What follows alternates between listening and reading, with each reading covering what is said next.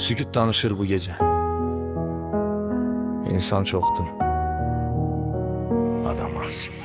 Vefasız dostlar adımı dile salan, yanımda durup arkamdan kuyu kazan. Çöreğimi bölüştüm, derdimi açtım ben. Saf kaldım, onlar oyun kurmağı seçti. Gülüşler sahta, bakışlar yalan. Dost dediğim adamlar oldu mene düşman. Eyni masada oturup farklı niyet. Bu şehir öğretti, inanma tezlikle.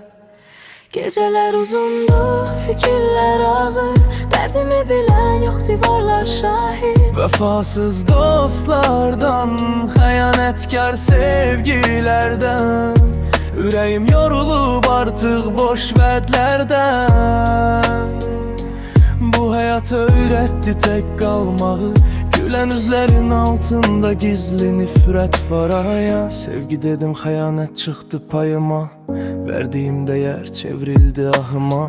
Sözler şirin idi, sonu zehər. Gitti arkasına bakmadan, kaldı mənə keder. Mən değişmedim, değişti etraf. Düz yol gedene həmişə çetin tərəf. Sədaqət ucuzdu, bu zamanda satılır bir gülüşe, bir yalana. Belki de səhvim çox inanmağıydı.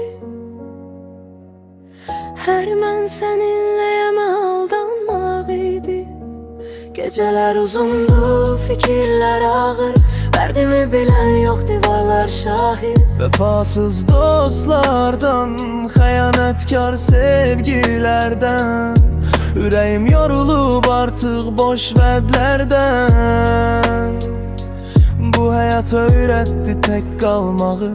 Gülen yüzlerin altında gizli nifret var aya. İndi tekem ama daha güçlüyem. Az danışıp çok görüp öğrenmişem. Geçmiş arkada kalsın ders kimi. Her yaradan sonra kalktım mert kimi. Beni yıkanlar baksın indi halıma. Ayaqdayam hele bak yazdıklarıma. Bu sözler kanımdan canımdan gelir.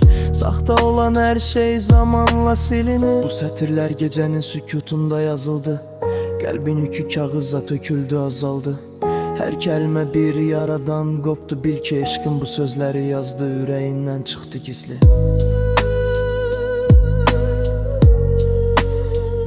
Yüreğinden çıktı gizli. Yüreğinden çıktı gizli. Yüreğinden çıktı gizli.